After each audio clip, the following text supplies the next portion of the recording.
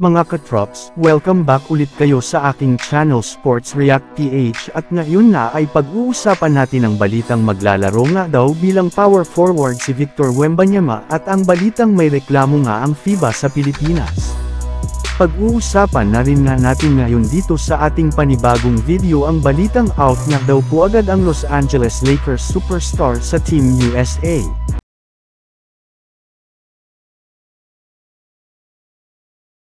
Ayun nga mga katrops, sa ibinulgar na balita ng sikat na NBA insider na si Shams Charania ng The Athletic, plano na nga daw po ng San Antonio Spurs na paglaruin siya simula sa darating na season bilang power forward sa kanilang gagamiting rotation. Dahil nga daw po si Wembanyama ay isang player na merong generational talent ay mas gusto nga ng Spurs na simulan nito ang kanyang career sa NBA bilang power forward upang sa ganun ay mas makagalaw siya ng maayos sa loob ng court sa opensa man yan o depensa. Kaya dahil nga sa game plan na ito ng San Antonio Spurs ay wala nga silang ibang choice ngayon kundi gamitin ang kanilang bigman na si Zach Collins bilang kanilang center na ipangtatandem nila kay Victor Wembanyama sa kanilang frontcourt. Habang pumasok naman tayo sa ating sunod na pag-uusapan ngayon sa balitang nagreklamo nga daw po ang FIBA sa Pilipinas sa sobrang mahal ng tiket. Bagamat man na, naging matagumpay overall ang katatapos pa lang na FIBA World Cup dito sa Pilipinas ay may ilang mga miyembro rin naman nga ang FIBA na nagreklamo sa Pinas. Sa katunayan, ayun nga sa sinabi ng FIBA Secretary General na si Andreas Zaglas. Medyo kunti nga daw po ang mga fans na nanood ng kanilang mga laro, bunsod na rin iyan sa napakamahal na presyo ng kanilang mga tiket. Sa katunayan, napansin nga po nila na may ilang mga category seats ang hindi puno sa kanilang mga laro dahil iyan ang napakamahal nilang ticket.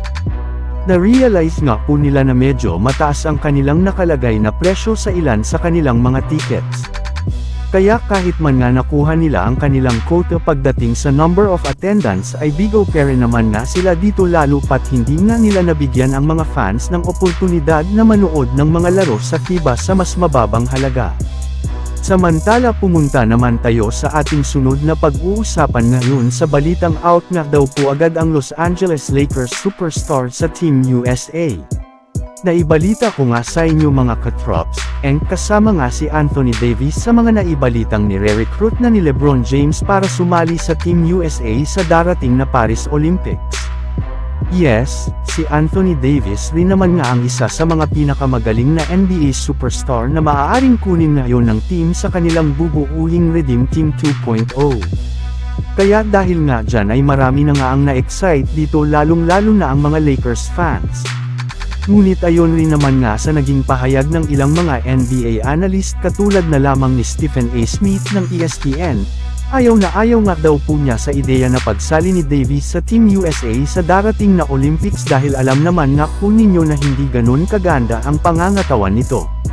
Mas gusto nga daw po nito na magkaroon si Davis ng magandang performance sa mga laro ng Lakers sa darating na season imbes na maglaro ito sa international competition, lalo pat possible nga na maging rason na naman nga ito para mawala siya ng 10 to 20 games. Kaya bawal nga daw talagang maglaro si Anthony Davis sa darating na Paris Olympics. So yun lang nga mga katrops ang handog ko sa inyong storya ngayong araw. Sana nag-enjoy kayo. Please like and subscribe my YouTube channel Sports React PH para sa iba pang storya at update patungkol sa NBA. Kita-kits muli sa ating susunod na video.